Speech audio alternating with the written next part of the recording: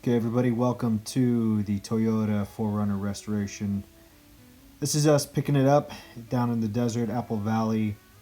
Pretty clean truck, but the first thing I did was remove that stinger bumper. Right here, we got it going. This is the first day.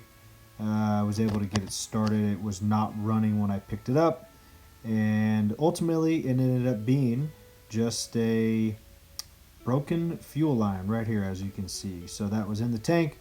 It was ruptured, and well, there was no fuel getting to the injector. So once I got that going, we were back in business. I did have to give it a full tune-up, change of fluids, took the dog for a ride, and got it smogged. From there, it was on to getting the hood to close properly. Had to do a little work there to get the core support knocked down, cleaned up, and repainted. Added a nice new black grille, kind of got rid of all the chrome on the vehicle, wired in those little bumper lights there, and then it was on to paint. So got it sanded down, primer with Rust-Oleum turbo cans. Actually worked out pretty nicely. It sprayed really easily and covered really well. It sanded well, and so far so good. Another thing I wanted to do was utilize some Rust-Oleum truck bed liner on some parts. Here is after the garage paint job. It was a single stage. It's called Tunnel Ram Gray. It's a metallic, and it turned out pretty nice. You know, up close there's a few imperfections here and there, but it was all done in the driveway, so pretty happy with how that turned out. Next step was restoring the hardtop. Again, I used that Rust-Oleum truck bed liner. This time I rolled it on, cleaned up some of the seals on the quarter windows, and I replaced what was just some old headliner with some Home Depot $25 little carpet right there. Actually worked out, looks pretty good.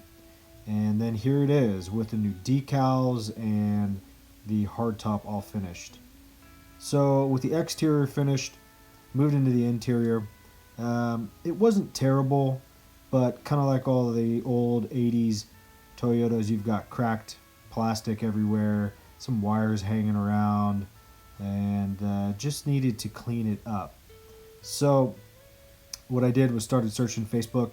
I came across Flintstone Fabrication. Freddie is the guy who owns that, and he makes a bunch of panels that you will see here shortly. So ordered up a bunch of stuff and was able to put it in. I had to source some other parts for the back, the rear tailgate there. But here are the door panels that he makes. They're out of ABS plastic, and I like the industrial look. Really cleaned everything up. You can see the stereo's back in business, had to rewire that. Door card or panel for the passenger side door. Turned out really clean, super easy install, really quality. Center console shifter he also provided, and I got a cup holder there.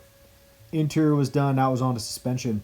So I didn't do anything crazy. I did do ball joint spacer, 2-inch lift there with Bilsteins all the way around. I put new Skyjacker leaf springs just to get it back to ride height.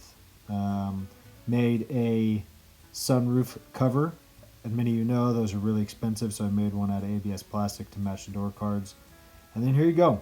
Here is the finished product. Pretty pleased with how it turned out from a garage build. You know, it's not a show car by any means, but pretty pumped. So just wanted to give a quick rundown of that, and stay tuned because next up will be the 1967 Firebird.